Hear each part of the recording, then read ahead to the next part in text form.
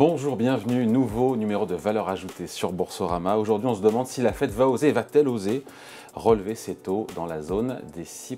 Bonjour Jean-Marc. Bonjour David. Jean-Marc Delfieux, gérant chez Tikehau Capital. Aujourd'hui, on est à 4,5%. Mais au vu du discours quand même assez musclé de Jérôme Powell les derniers jours, on a compris qu'il lui en restait encore sous le pied. Et en même temps, j'ai envie de dire qu'il n'a pas le choix, puisque cette désinflation dont il nous a vanté les mérites au début du mois de février ne se confirme pas vraiment et l'économie n'atterrit pas vraiment non plus. Donc il n'a pas le choix. Exactement. Changement de cap et changement de discours pour Powell. C'est pas la première fois d'ailleurs, soyez en passant. Non, mais enfin, les banquiers centraux sont à la traîne depuis 2 ans.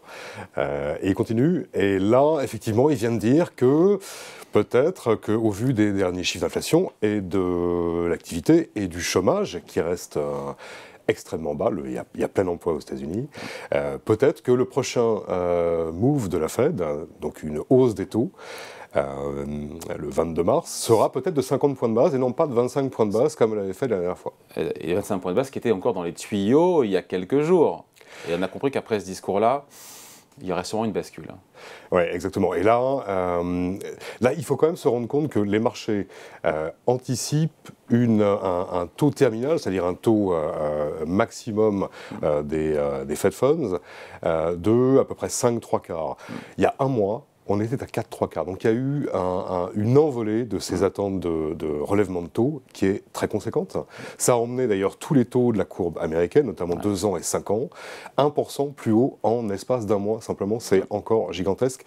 C'est une nouvelle phase de repricing des taux d'intérêt là, qui a eu lieu et qui est majeure. Oui, et en même temps, c'est normal au vu de la situation économique, des indicateurs macroéconomiques qui sont meilleurs, encore une fois, que prévu. Et c'est vrai qu'on annonce une récession aux États-Unis tous les 6 mois, sauf qu'elle n'arrive jamais, elle se fait attendre. Jusqu'au jour, si on y monte les taux à 6, elle arrivera. Plus probablement. Ouais, le chemin de crête est encore réduit là pour la Fed. Effectivement, on pensait 4,75 il y a un mois, on pense 5,75 maintenant et peut-être 6 bientôt. Les effets de la première hausse des taux qui a eu lieu il y a un an pour la Fed simplement, et qui a été conséquente. La Fed a remonté ses taux de 4,5% déjà, et on n'a pas encore le plein effet de cette hausse de taux passée, et il y en a encore à venir. On l'aura quand, le plein effet ? C'est difficile à dire. Souvent, on estime que c'est entre 6 mois, 1 an, pour que ça se diffuse complètement. Donc là, on n'a pas encore les effets pleins des hausses de taux passées, mais en plus, la Banque centrale américaine et la BCE aussi nous en promet d'autres. Donc effectivement, plus les taux remonte, plus le coût de financement pour tous les acteurs économiques, que ce soit les particuliers, les États ou les entreprises, monte comme ça, de façon spectaculaire, plus la probabilité d'un ralentissement économique à venir, peut-être deuxième semestre, peut-être premier trimestre 2024, remonte. Donc là, effectivement, tout d'un coup, les perspectives pour l'économie sont un peu plus grises pour le reste de l'année. Mais en même temps, ça ne freine pas suffisamment, bien au contraire, aux États-Unis, l'activité économique.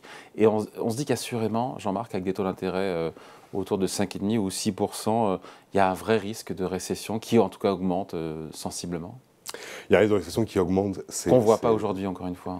Non, aujourd'hui, alors ce qui est étonnant, c'est que donc, les États-Unis sont en plein emploi, 3,4% de chômage, c'est-à-dire on rejoint les niveaux extrêmement bas de la fin des années 60. La Fed comptait sur une hausse légère du chômage pour ralentir un peu la demande des particuliers. Le plein emploi fait qu'il n'y a pas de ralentissement de la demande pour l'instant. Et donc là, la Fed se retrouve un petit peu coincée. Et il est... Enfin, je vous coupe, pardon, mais pour ramener le taux d'inflation à 2%, je ne sais plus quel sénateur ou congressman a dit qu'il fallait que le taux de chômage monte à 10%. Et là, voilà. On se dit, c'est violent, quoi. Hein. Alors ça, ce serait extrêmement violent, ouais. Mais il faut quand même voir que les Fed Funds sont encore bien en deçà de l'inflation aux États-Unis. C'est pareil pour la BCE. Donc les taux directeurs des banques centrales actuellement sont encore ce qu'on appelle, ils favorisent encore la croissance, puisqu'ils ne sont pas encore au-dessus de l'inflation. Et pour rappel, dans les années, début des années 80, le taux des Fed Funds défalqué de l'inflation était à 10%. Positif. Là, on est encore légèrement négatif. Ouais. Donc là, le loyer de l'argent est encore relativement entraînant pour l'économie. Ouais, on ne s'en rend pas compte quand on voit facialement, effectivement, les taux Fed Fund. Après, des Fed Fund à 6%, pardon, mais il y a encore 6 mois, ça a été, ou un an, c'était de la science-fiction. Non, mais c'est vrai. Et aujourd'hui, c'est quasiment le scénario pricé par les marchés à quelques pouillèmes près. C'est ça, mais l'inflation cœur, c'est-à-dire débarrassée de ces éléments les plus volatiles, ne baisse pas. On a eu récemment aux États-Unis comme en Europe des publications d'inflation cœur là, pour le début de l'année 2023 à 5,6%. Alors autant aux États-Unis, l'inflation cœur a commencé une légère décrue. En Europe, on est au plus haut. Depuis le début de cette phase d'inflation, depuis fin 2021. La question après, évidemment, c'est quel impact de tout ce qu'on dit là, au-delà de l'analyse macroéconomique, macrofinancière, qui est intéressante, quel impact en termes de gestion d'actifs? Alors, il y en a beaucoup. Déjà, la rémunération de votre cash, c'est-à-dire le fait de ne pas être investi, remonte. Là, on est déjà donc à 2,5 pour l'Europe, sur le taux de dépôt. On est à 4,5, 4,75 pour les Fed Funds. Mais c'est-à-dire que vous pouvez placer votre argent à très court terme en prenant aucun risque. Et vous avez des taux de rendement sur certaines classes d'actifs, même obligataires, qui sont plus bas que ça. Donc là, il y a un effet d'éviction qui est clair. C'est le premier. Mais c'est toujours en dessous de l'inflation. C'est mieux rémunéré le court terme en termes de taux d'intérêt, mais ça reste toujours inférieur à l'inflation. Oui, c'est vrai. Il faut vraiment croire que les banques centrales réussiront à faire baisser l'inflation à 2%, leur target lointaine. Mais cet objectif est repoussé systématiquement. Là, en ce moment, les marchés d'inflation prévoient pour les 10 prochaines années, une inflation au-delà de 3% en Europe et aux États-Unis. C'est-à-dire que les marchés n'y croient pas vraiment sur cet objectif d'inflation de 2%. Donc là, déjà, le cash ramène quelque chose, rémunère. Il y a quelques années, on parlait de cette masse d'emprunts obligataires qui donnait des rendements négatifs. On était à 18 trilliards à un moment de par le monde. Là, on est pratiquement à zéro.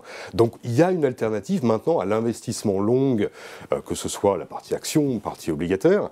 Il y a une alternative qui rémunère, qui rémunère pas forcément comme l'inflation, mais qui rémunère. Déjà, c'est la première chose. Donc, un investisseur est moins incité à aller prendre ce qu'on appelle du risque, plutôt que de laisser l'argent dormir sur le compte. Ça, c'est la première. Deuxième chose, les allocations de début d'année sont déjà un petit peu à la peine. Le consensus de tout début d'année, c'était investissez dans l'obligataire de bonne qualité, investment grade. Ça a bien marché pendant tout le mois de janvier. On était à peu près à 3,5% de performance sur le seul mois de janvier sur l'obligataire dit de qualité, l'investment grade. Là, avec la récente hausse des taux de marché sur le mois de février, on est repassé à 0% de performance depuis le début de l'année. Ouais, quand on fait ce qu'on appelle le mark-to-market en valeur de marché. Exactement. Après, si on fait du buy and hold, on achète et on conserve les obligations, là c'est intéressant. Oui, effectivement, ça reste intéressant.